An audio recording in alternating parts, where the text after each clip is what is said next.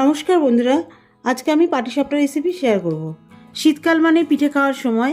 পাটিসাপটা খেতেও যেমন সুস্বাদু, তৈরি করাও খুব সহজ আর খুব অল্প সময়ে হয়ে যায়। পাটিসাপটার জন্য একটা বড় পাত্রের মধ্যে 2 বাটি চালের গুঁড়ো, হাফ বাটি সুজি দিয়ে দেব। সবার প্রথমে প্রায় 1 গ্লাস মতন এর মধ্যে দুধ দিয়ে সুজি আর চালের গুঁড়োটা মিশিয়ে নেব।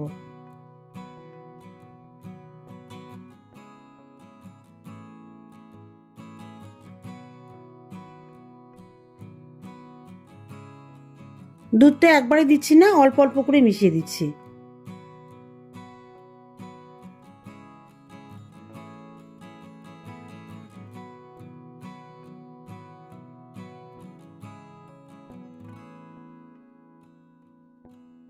এবারে এর মধ্যে গুড় দিয়ে দেব।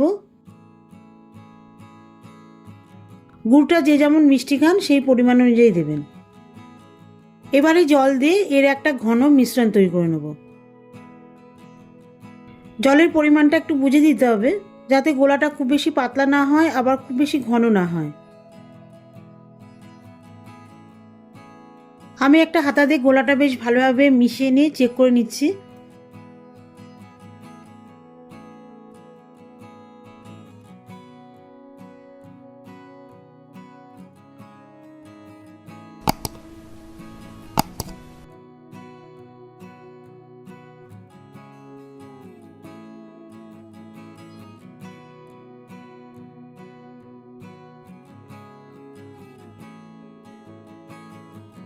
দেখুন, এই ধরনের বেশি পাতলাও না, আবার খুব বেশি ঘনও না, এরকম একটা ব্যাটার তৈরি করতে হবে।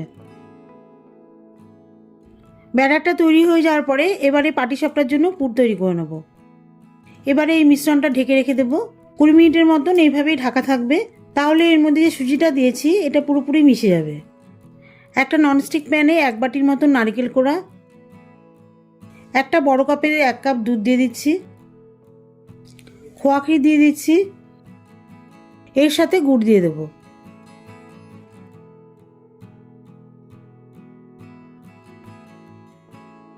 সব কিছু ভালোভাবে নারকেল কোড়ার মধ্যে মিশিয়ে দিয়ে অনবরত নাড়তে থাকবো।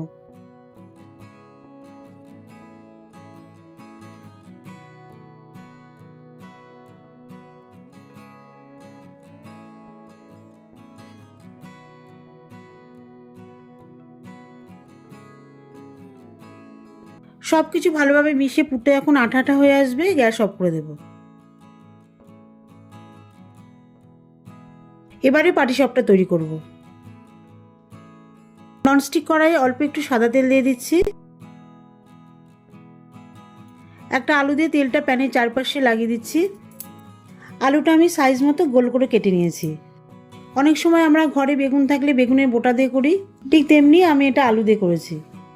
এবারে একটা হাতা দিয়ে অল্প করে গোলা দিয়ে দিচ্ছি। গোলাটা প্যানের চারপাশে গোল করে ছড়িয়ে দেব।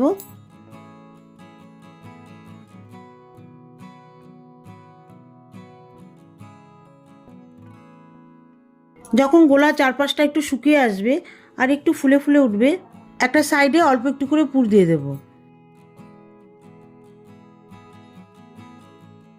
এরপরে পাটিসাপটা আস্তে আস্তে রোল করে দুপাশে হালকা চাপ দিয়ে নামিয়ে নিতে হবে।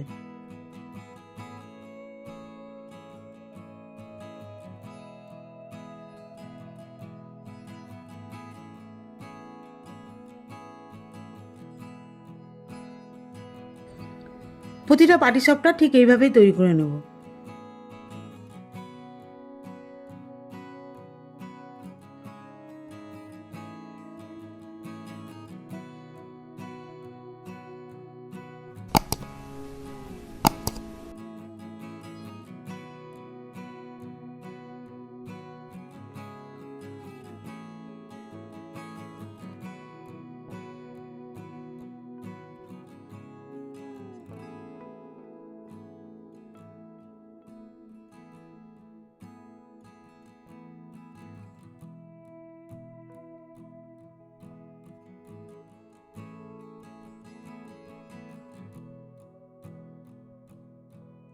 শীতের মরশুমে ঠিক এইভাবে পাটিসাপটা রেসিপি তৈরি করে পরিবারের সাথে খান।